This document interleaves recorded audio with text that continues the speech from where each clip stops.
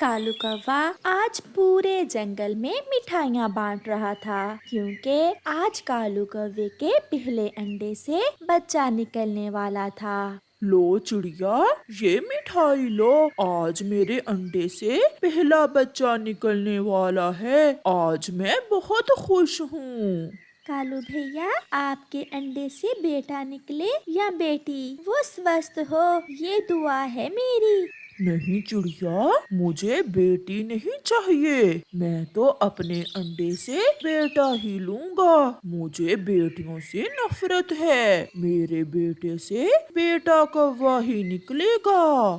फिर कालू कौवा कबूतर के घर जाता है और ऐसे वो सब पक्षियों में मिठाई बांटता है। शाम के जब कालू कौवा घर जाता है तो उसकी पत्नी गोरी कौवी अपना सर झुकाए हुए बैठी थी। गोरी, ऐसे क्यों बैठी हो?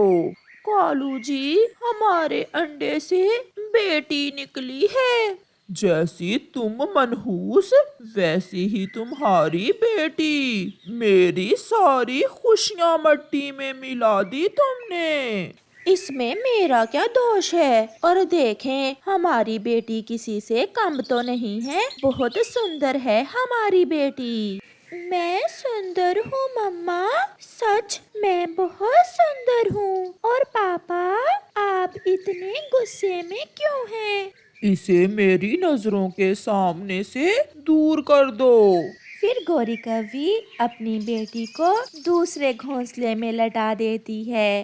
रात हो जाती है। कौवे और कौवी की बेटी सो रही थी जब कौवा अपनी पत्नी से कहता है, गोरी, लाओ, मैं इसे जंगल में छोड़ आता हूँ। तुम्हें तो अच्छे से पता है, मुझे बेटियाँ अच्छी नहीं लगती। कालू, ये तो अभी केवल एक दिन की है, ये मर जाएगी। मरती है तो मर जाए। मैं इसे अपने घर में नहीं रख सकता। कल बड़ी होकर ये हमें संभालेगी। खाक संभालेगी। जब बड़ी होगी तो इसकी शादी हो जाएगी। दाना खिला खिला कर मैं इसे पालूंगा और सेवा करेगी ये किसी और की। मैं कहता हूँ, इसे आज रात ही जंगल में छोड़ आओ, वरना मैं कल इसे तुम्हारी आंखों के सामने ही मार दूंगा। गोरी जान गई थी कि उसका पति किसी भी कीमत पर अपनी बेटी को घर में रखने वाला नहीं है। फिर वो अपने पति से कहती है, कालू जी, नहीं, आप इसे मारना ना, मैं इसे अभी जंगल में छोड़ आती हूँ। अगर इसके भागे में हुआ तो ये बच जाएगी। ऐसा कहते हुए गोरी कवि अपनी छोटी सी बेटी को उठाकर घने जंगल की तरफ जाती है। वो पुराने जंगल में जाती है और एक सूखे पेड़ की ढाल पर अपनी बेटी को बिठा देती है। मम्मा, आप मुझे यहाँ क्यों लेकर आई हैं? बेटी, अभी आपके पापा बहुत गुस्से में हैं। जब वो ठीक होंगे तो मैं आपको यहाँ से ले जाऊंगी। ऐसा कहते हुए गोरी वहाँ से चली जाती है। मम्मा, मम्मा, मुझे ऐसे छोड़कर ना जाइए। मम्मा, मुझे बहुत डर लग रहा है। वो छोटी कवि बैठी ऐसे रो रही थी, मगर गोरी कवि चाहते हुए भी वापस नहीं मुड़ती और वो चली जाती है। रात का अंधेरा और छोटी बच्ची, वो कैसे अकेली रह सकती थी? वो तो ऊंची आवाज से रो रही थी, मम्मा, पापा, मुझे यहाँ से ले जाएं। मैं यहाँ नहीं रहना चाहती। मुझे यहाँ से ले जाएं। यहाँ बहुत अंधेरा है। थोड़ी दूर एक बूढ़ी फाख्ता का घर था। उसके कानों में किसी बच्चे के रोने की आवाज पड़ती है। इतनी रात के ये कौन छोटा पक्षी रो रहा है और अपने मम्मा पापा को आवाज दे रहा है? मैं जाकर देखती हूँ। फिर बूढ़ी फाख्ता अपने घर से निकलती है। छोटी कौवी, आप कौन हैं? मुझे नहीं पता मैं कौन हूँ, मगर अभी अभी थोड़ी देर पहले मेरी मम्मा मुझे यहाँ छोड़ गई है। मेरी मम्मा कहती थी कि पापा अभी बहुत गुस्से में हैं। ये सुनकर बूढ़ी फाख्ता समझ जाती है कि जालिम कौवे उस छोटी कौवी को मरने के लिए यहाँ छोड़ गए हैं। बेटी, आप मेरे साथ चलें। ऐसे वो बूढ़ी फाख्ता उस छोटी कौवी को अपने घर ले जाती है। घर जाकर बूढ़ी फाख्ता उस छोटी कौवी को भोजन देती है और उसे सुला देती है। ऐसे ही दिन और रात गुजरते गए और वो बूढ़ी फाख्ता उस कौवी को अच्छे से पालती है। वो उसे उड़ना सिखाती है। वो उस छोटी कौवी का नाम सुंदरी रखती है। सुंदरी भी उस बूढ़ी फाख्ता को ही अपना सब कुछ समझती है। चलो बेटी, देर हो रही है, हमें भोजन लेने जाना है। फिर सुंदरी कौवी बूढ़ी फाख्ता के साथ भोजन लेने चली जाती है। समय के साथ साथ कालू कौवा और उसकी पत्नी भी अब पहले जैसे ताकतवर ना रहे थे। वो भी अब थोड़े बूढ़े हो गए थे। एक दिन वो भोजन की खोज में जा रहे थे कि तेज बारिश शुरू हो जाती है और वो एक पेड़ के नीचे बैठ जाते हैं। कालू, अगर आज हमारी बेटी होती तो वो कभी हमें ऐसे मौसम में भोजन लेने ना आने देती। मैंने सोचा था कि अगले अंडे से बेटा निकलेगा, मगर मुझे क्या खबर थी कि फिर कभी हमारे घोंसले में अंडा आएगा ही नहीं। आज भी मेरी बेटी मेरी आंखों के सामने आती है। वो बहुत रो रही थी जब मैं उसे पुराने जंगल में छोड़कर आई थी। वो दोनों बैठे ऐसे बातें कर रहे थे कि एक तेज आसमानी बिजली सीधी आकर उन दोनों के ऊपर गिरती है, जिससे गोरी कौवी वही मर जाती है और कालू कौवे का एक पंख जल जाता है। वो गिर जाता है। काफी देर के बाद जब बारिश रुकती है तो मिठू तोता और चिड़िया वहाँ से गुजरते हैं। कौवों को वहाँ पड़े देख चिड़िया और तोता वहाँ आते हैं। कालू, ये क्या हुआ? गोरी तो मर गई है, ये सब कैसे हुआ? मेरा पंख आसमानी बिजली गिरने से जल गया है और गोरी मर गई है। मुझे मेरे घर छोड़ाओ। फिर चिड़िया और तोता कालू कौवे को उठाकर उसके घर छोड़ आते हैं। चिड़िया और तोता वहाँ से चले गए थे और कालू आज अपने घर में अकेला लेटा हुआ था। वो खुद से उठकर पानी भी नहीं पी सकता था। वो बहुत बेबस हो चुका था और फिर वो रोने लग जाता है। ऊपर वाले, मुझे माफ कर दो। ये सब मुझे मेरे ही कर्मों का फल मिला है। मैंने अपनी बेटी के साथ बहुत बुरा किया था।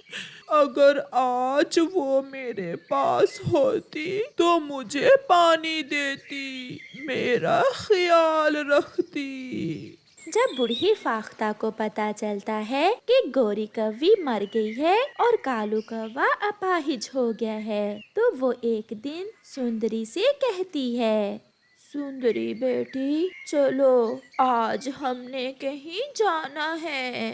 मगर कहाँ माँ? वहाँ जाकर आपको सब याद आ जाएगा। फिर बूढ़ी फाख्ता सुंदरी को साथ लेकर कालू कौवे की तरफ जाती है। जब सुंदरी उस घर में पहुंचती है तो उसे गुजरा समय याद आ जाता है और वो रोने लग जाती है। माँ, मुझे सब याद आ गया है। वो दिन भी जब मेरी मम्मा मुझे अपने साथ इस घर से लेकर गई थी। कालू कौवा अपनी बेटी को देखकर बहुत खुश होता है। आप मेरी बेटी अभी तक जिंदा हो? हाँ कौवे, जिसे ऊपर वाला बचाना चाहे उसे कोई नहीं मार सकता। मैं इसे अपने घर ले गई थी और मैंने इसे अपनी बेटी बनाकर पाल लिया था। सुंदरी तो बैठी रोए जा रही थी। पापा, मम्मा कहती थी कि आप बहुत गुस्से हैं। जब आप ठीक होंगे तो वो मुझे ले जाएंगी। मम्मा कहाँ है पापा? मर गई बेटी, आपकी माँ मर गई।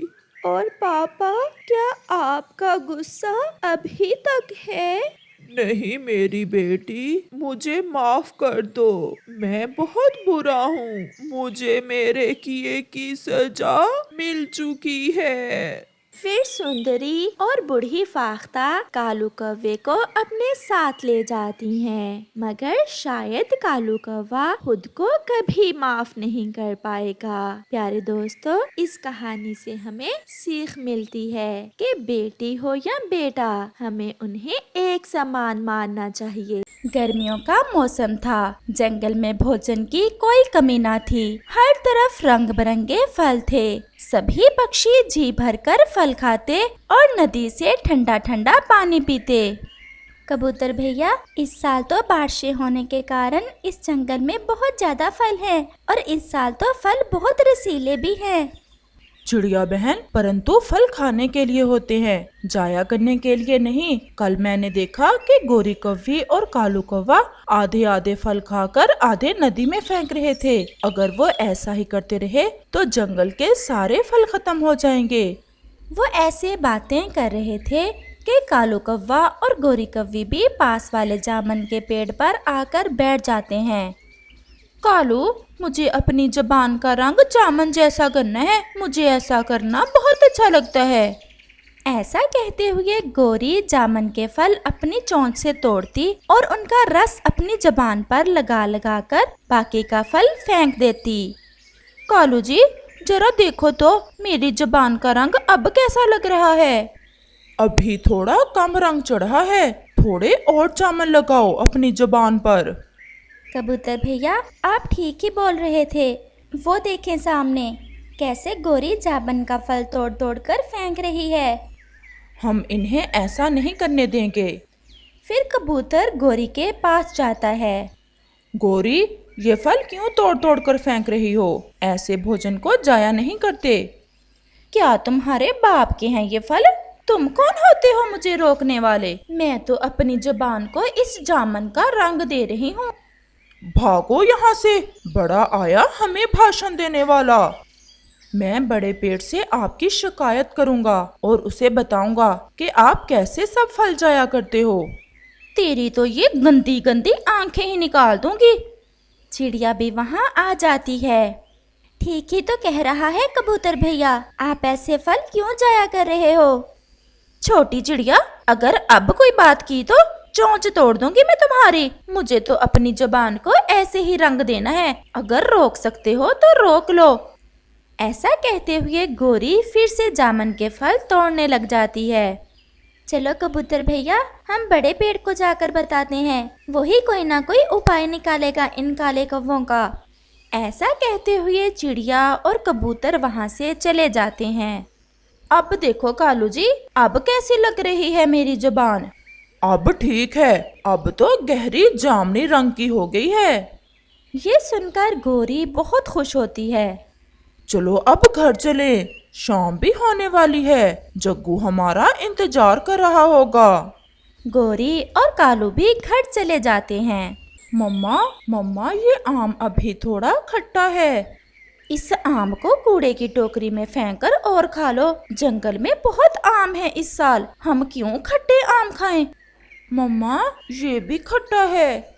ऐसे जग्गू गोरी का बेटा ढेर सारे आम कूड़े की टोकरी में फेंक देता है। बड़े पेड़ जी, आप पेड़ इतनी मेहनत से अपना रस जमा करके हमारे लिए फल बनाते हो। हमें अच्छे से पता है कि आप पेड़ ही हमारा जीवन हो। परंतु पेड़ जी, कौवा और कौवी तो सारे जंगल के फल तोड़ तोड़ कर फेंक रहे हैं। वो खाते कम हैं और सारा दिन फल तोड़ तोड़ कर जाया करते हैं। तो आपने रोका क्यों नहीं उन्हें? हमारी बहुत शक्ति लगती है उन फलों को बनाने में, और हमें बहुत खुशी होती है जब कोई पक्षी हमारा फल खाए, और जब कोई पक्षी हमारा फल जाया करता है तो हमें बहुत बुरा लगता है। पेड़ जी, हमने रोका तो बोले, जो करना है कर लो। ऐसे ही वहाँ तोता भी आ जाता है। पेड़ जी, ये देखें, आधे आधे खाए हुए आम मैं गोरी कव्वे और कालू कव्वे के घर के बाहर से उठा कर लाया हूँ। वो सारे फल आधे आधे खाकर कूड़े में फेंक देते हैं। तोते भैया, हम भी बड़े पेड़ को यही बात बताने आए हैं। अब तो मुझे उन कौवों का कुछ ना कुछ करना ही होगा। आप सबका बहुत बहुत धन्यवाद जो आपने मुझे ये बात बताई। अब आप जाएं, कल से कौवे भूखे मरेंगे। अब मैं देखता हूँ कि वो कैसे हमारे फल जाया करते हैं। फिर वो सब वहाँ से चले जाते हैं। दूसरे रोज गोरी कव्वी कालू से कहती है, कालू जी, चिड़िया के घर के पास जो आम का पेड़ है, आज वहाँ से आम तोड़ तोड़ कर हम नदी में फेंक देंगे ताकि चिड़िया को खाने के लिए कोई आम न मिले, और सारे के सारे जामुन भी तोड़ देंगे। ऐसे कौवा और कव्वी वहाँ से उड़ते हैं। वो चिड़िया के घर के पास जाकर आम के पेड़ पर बैठ जाते हैं। मुझे तो भूख बहुत जोर की लगी हुई है। पहले एक आम खा लेते हैं, फिर सारे आम तोड़ तोड़ कर नदी में गिरा देंगे। ऐसा कहते हुए कौवा और कव्वी जैसे ही आम खाने लगते हैं तो वो आम का पेड़ जोर जोर से हिलने लग जाता है। कौवा और कव्वी पेड़ से नीचे गिर जाते हैं। अरे अरे कालू जी, ये क्या हो गया है इस पेड़ को? ये हमें आम क्यों नहीं खाने देता? गोरी, बाकी के पेड़ तो शांत खड़े हैं, क्या इसी पेड़ ने हिलना था?